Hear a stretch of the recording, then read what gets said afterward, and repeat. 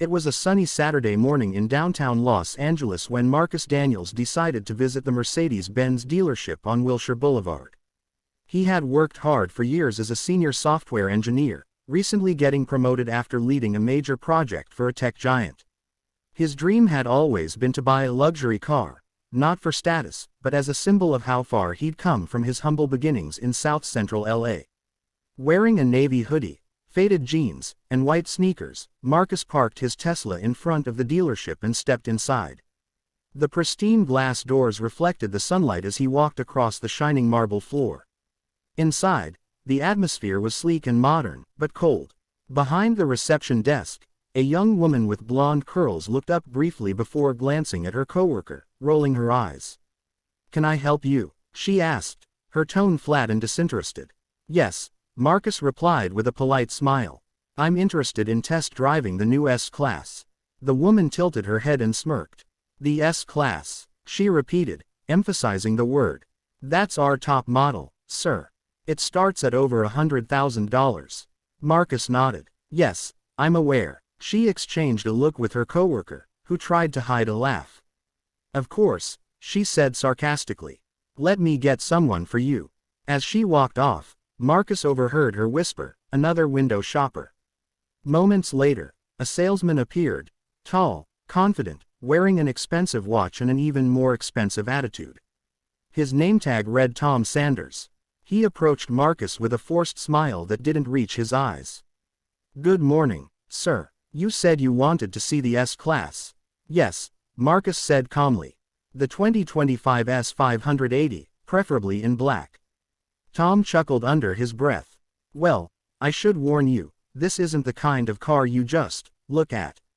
He gestured toward the sleek black sedan near the window. "You're talking about a $130,000 vehicle here." "I know," Marcus replied simply.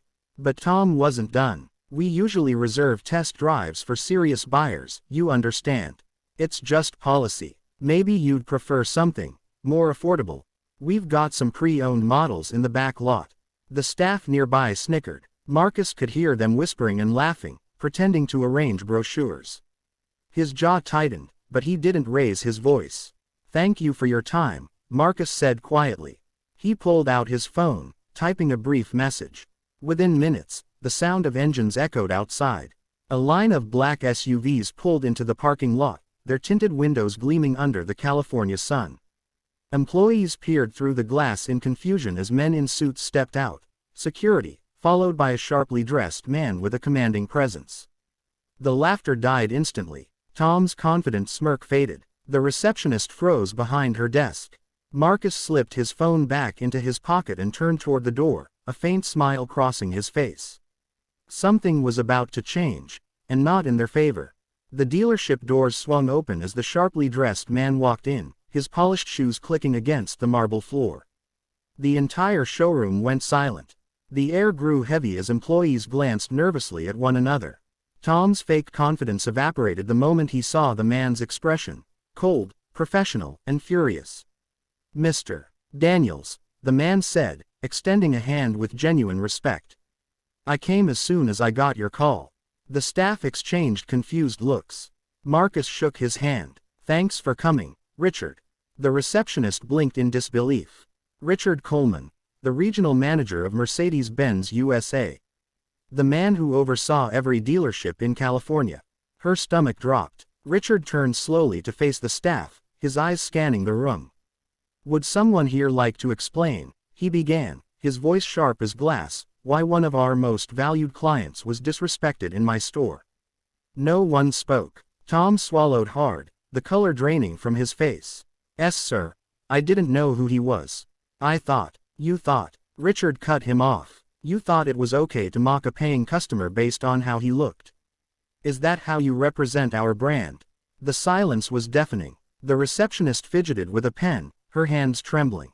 Marcus stood quietly, not smug or angry, just watching. He had seen this kind of behavior too many times in his life. But today, he didn't need to argue.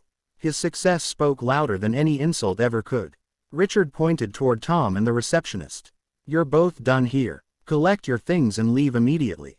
The two employees froze. "Sir, please," the receptionist began. Save it, Richard snapped. You laughed at a customer in my store. There's no place for people like you in this company. The entire showroom watched as the two were escorted out, heads hanging low. When the doors closed behind them, Richard turned back to Marcus. Mr. Daniels, I deeply apologize for the way you were treated. That is not who we are. Marcus nodded slightly. Apology accepted. I didn't call you to get anyone fired, Richard. I just wanted to make sure it doesn't happen to the next person who walks in here looking like me. Richard's expression softened. Understood. And for what it's worth, you just helped us expose a serious problem. Thank you. A new salesman nervously approached, offering the car keys. Sir, would you like to test drive the S-Class now? Marcus smiled. No need. I'll take two. This black one for me, and a white one for my fiancé. The room fell silent again, this time out of respect. Marcus signed the purchase agreement, his signature clean and confident. As he turned to leave, he paused near the exit and looked back at the remaining employees. Respect doesn't cost anything, he said calmly. But losing it can cost you everything.